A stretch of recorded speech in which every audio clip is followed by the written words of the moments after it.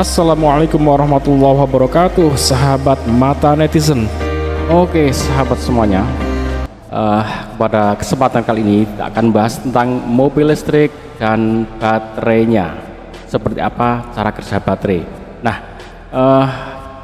kalian sebagai pecinta pengguna mobil listrik perlu meningkatkan pengetahuan pemahaman tentang mobil kalian. Di antaranya hal komponen yang paling utama itu ada di baterai.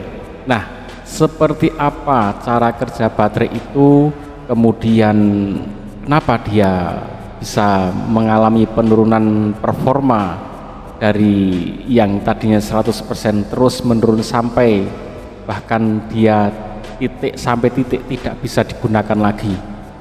Oke, kita simak seperti ini teman-teman. Oke, komponen baterai seperti ini, disusun seperti ini ya untuk keperluan mobil, kemudian disusun sesuai dengan kebutuhan baik voltase maupun arusnya. Nah, tapi kalau yang model ini masih model sederhana karena ini tidak dilengkapi dengan sistem pendingin air ya. Kalau yang bagus itu di sekelilingnya ini langsung dibuatkan saluran air, sehingga di saat baterai ini panas, air itu akan mengurangi panas, akan menyerap panas yang ada di baterai itu. Dan ini udah bagus, ada sistem IC-nya, pengatur tegangannya, mana baterai yang performanya jangan sampai berlebihan di satu titik ya. Jadi ini bisa diatur dengan baik dengan sistem ini. Tapi ini belum ada pendinginnya ya, masih kurang bagus ya kalau untuk baterai, tapi berkelas ya, masing-masing ada tingkatannya. Nah, seperti ini. Nah, ini teman-teman ya, ada kutub positif dan negatif. Positif katoda, negatif anoda, kemudian ada pembatas separator. Nanti di baterai yang biasa ya, baterai cair ya, baterai yang biasa digunakan untuk mobil itu kita akan perlihatkan beda bentuknya, tapi fungsi dan cara kerjanya sama teman-teman. Jadi cuman beda di bentuknya aja, tapi nanti akan lihat cara kerjanya sama. Oke, kita akan lihat saat dia charging ya teman-teman. Nah ini, oke, sampai sini saat dia charging ya. Oke, saat penuh dulu, saat penuh dia si listrik ini akan berada di kutub positifnya ya, elektronnya ada di sini. Kemudian saat dia dihubungkan dengan beban ataupun untuk menggerakkan mobil ataupun untuk lampu dan sebagainya, maka dia akan mengalir, listrik ini akan mengalir ya dari kutub positif ini akan melalui separator. Ini separator ini dibuat untuk memisahkan supaya nggak konslet ya, karena ini kalau sampai berhubungan langsung konslet, bisa terbakar, meledak ya, karena ini muatan negatif dan positif ini nggak boleh bersentuhan langsung. Nah, saat dia disentuhkan langsung lewat luar di sini ya, ini juga akan mengakibatkan konslet kalau disentuhkan langsung. Makanya diberikan bebannya bisa mobil, bisa lampu ya. Nah, saat dia digunakan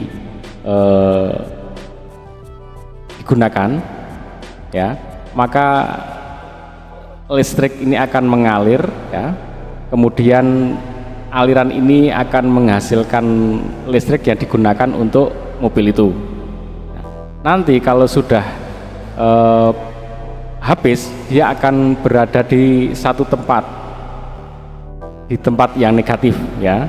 Nah, nanti kalau sudah untuk bisa digunakan lagi, dia harus dikembalikan, didorong dengan cara pengecasan, sehingga kalau tadinya dari sini mengalir ya, bahkan dari sini mengalir ke sana ya, kemudian dari sini juga mengalir ya, melewati mobil atau lampu ya, Nah, nanti akan mengumpul di sini. Jadi dari sini pergi ngumpul di sini ya. Terus ngumpul semuanya elektronnya. Kalau sudah ngumpul semuanya, sudah nggak bisa ngalir lagi nih ke sini, sudah nggak bisa ngalir lagi, maka lampu mati ya. Nah, untuk mengembalikan itu dicas. Maka ini dari sini harus dikembalikan ke sana dengan cara dicas. Nah, seperti itu cara kerjanya. Ini untuk yang model baterai tabung seperti ini ya, baterai kering. Sekarang mari kita lihat untuk jenis baterai basah ya, seperti ini. Oke, ini ada dua proses ya. Ini saat discharge itu saat digunakan, maka di sini dipasang lampu ya, pasang lampu. Nah, saat digunakan dari elektron dari positif ini akan pergi ke negatif, maka ini sama ini harus dipisahkan, nggak boleh bersentuhan. Saat disentuhkan pakai ini ya, kalau ini disentuhkan langsung pakai kabel, cepret itu akan melontarkan api ya. Kalau dibiarkan, kalau nggak dilepas, maka kabel ini pun akan terbakar ya. Ya biasa mekanik mencoba ini listriknya bagus apa enggak, biasanya dihubung singkat nih pakai kabel, disenggolkan cetrek. Nah, kalau apinya masih besar menyambar, nah ini berarti listriknya bagus muatannya ya, penuh banyak ya, harusnya kuat. Tapi kalau peletikannya kecil, peletik ya berarti udah lemah. Nah, kadang itu digunakan, tapi itu harus hati-hati karena ini menghasilkan percikan api.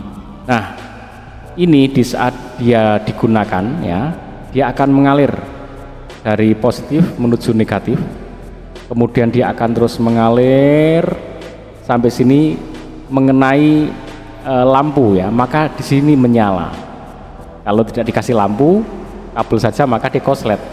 Karena ada lampu, ada beban, dia menyala. Lalu dia terus mengalir ke sini ya. Nah, nanti dia listriknya akan ngumpul di sini. Elektronnya itu. Nah, kalau sudah ngumpul di sini, nggak ada yang bisa ngalir lagi ke sana, maka ini sudah dinyatakan mati, sudah habis. Nah, kalau sudah habis, dia nggak bisa kembali ke sana secara alami. Kalau ini dari sini ke sini, ini secara alami, dari voltase tinggi ke rendah itu mengalir secara alami. Tapi kalau untuk mengembalikan itu harus ada daya dorong. Daya dorongnya ini dipasang alternator ya untuk pengecasan. Nah, di saat dia diputar, maka dia akan mendorong, mengisi listrik ke sini. Ini akan menghasilkan dorongan ke sana, terus didorong ke sana, sehingga elektron yang tadinya di sini akan kembali lagi ke sini, memenuhi lagi. Kalau sudah penuh ya, sesuai full capacity, maka dia siap digunakan lagi ya. Dia akan terus berputar, terus mengisi. Nah, ini sudah penuh. Kalau sudah penuh, ready to use lagi. Oke, coba kita lihat simulasinya ya. Ini yang discharge itu dikasih beban untuk digunakan. Ini cas itu saat pengisian. Dilihat ya, nih mengalir ke sini. Oke, kita ulang lagi. Ini mengalir ke sini, ini kebalikannya ya, nanti akan mengisi kembali ke sana. Oke teman-teman, semoga informasi bermanfaat, menambah wawasan pengetahuan kita semua, dan jangan lupa bahagia.